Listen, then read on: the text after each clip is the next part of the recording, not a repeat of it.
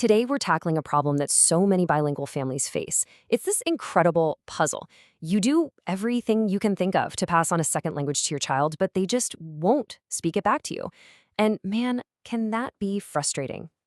This comment from a parent, it just perfectly captures that feeling, right? That sense of helplessness.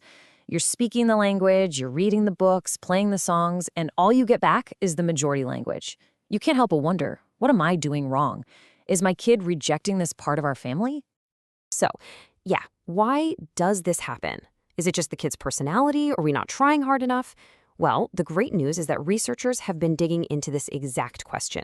And the answer, well, it's both way simpler and a lot more complex than you might think. Let's get into it. Okay, so the big secret here isn't some magic trick or one specific method you have to follow. It's actually about taking a step back and looking at the big picture, the entire world of language that your child is basically swimming in every single day. The key concept we need to wrap our heads around comes from the work of Dr. Anik DeHauer, and it's called the language input environment. This is so important. It's not just about what you, the parent, say to your child. It's the grand total of every single word they hear from everyone all day long. Think of it like their total language diet. Let me give you a really powerful example. This is the story of a little boy named Sven. He was born in Cairo, totally fluent in Arabic, which he learned from his nanny. But then his family moved to Brussels. His Arabic input, it just vanished completely. And by the time he was 4.5, he couldn't even understand his old nanny anymore. The environment changed and the language just faded away with it. And this story about Lauren's dad drives the point home even more. See, he spoke English to her, but he was pretty much the only person who did. So the total amount of English she was hearing just wasn't enough for her to become an active, confident speaker. And the heartbreaking part? He took it personally. He thought she was rejecting him, when really it was just an issue of an imbalanced language diet. The minority language was just being drowned out. So all this brings us to the most famous strategy out there, right? The one that families, like the one in that first comment, often follow with so much dedication. We're talking about the one parent, one language strategy, or OPAL. You've heard of it. It sounds so clean, so perfect in theory. One parent is the dedicated source for that minority language. But here's the kicker. When you look at the research, it is far from a magic bullet.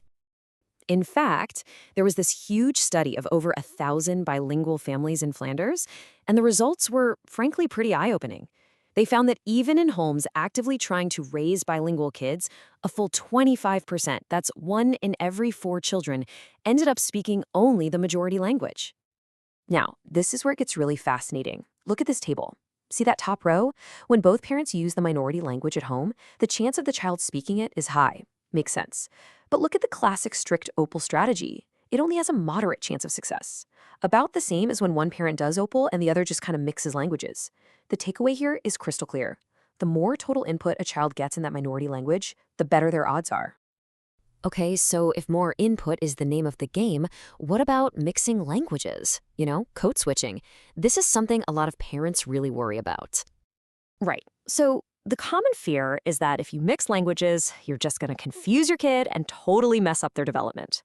But the scientific reality, it's a lot more complicated than that.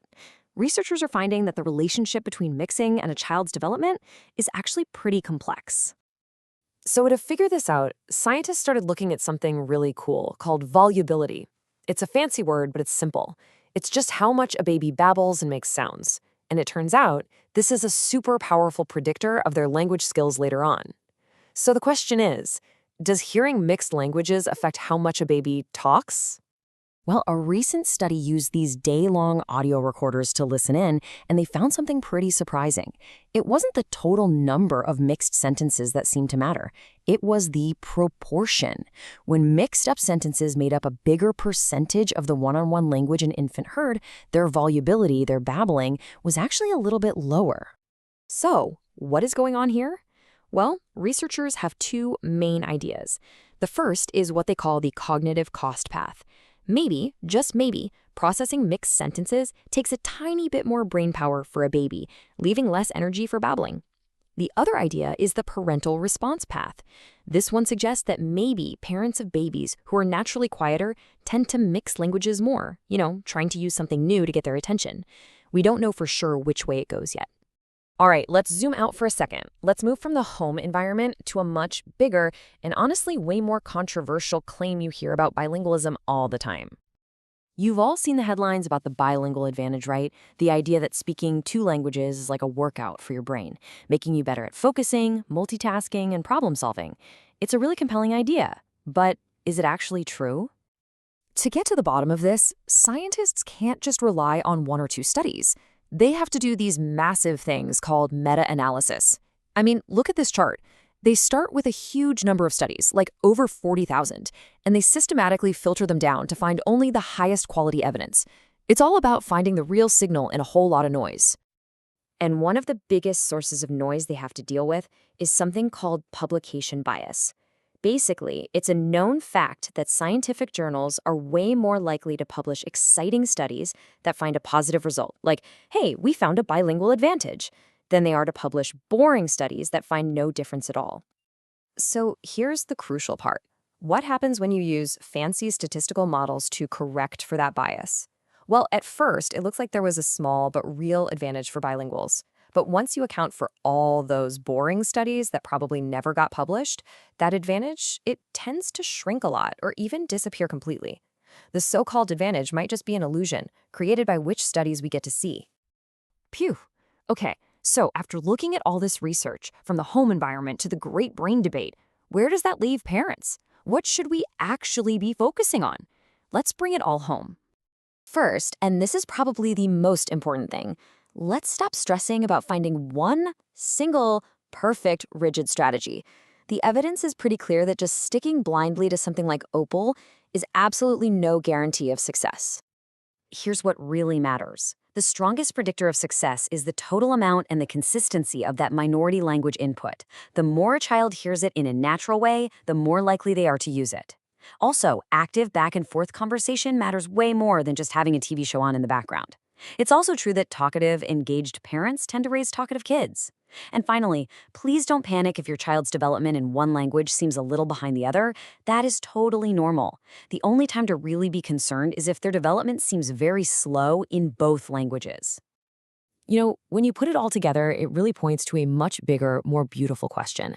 The goal isn't just about teaching vocabulary. It's about building connection. So maybe the real question we should be asking ourselves is this. Beyond any single language, what does a truly rich, warm, and engaging communication environment really look like for a child? Thanks for watching.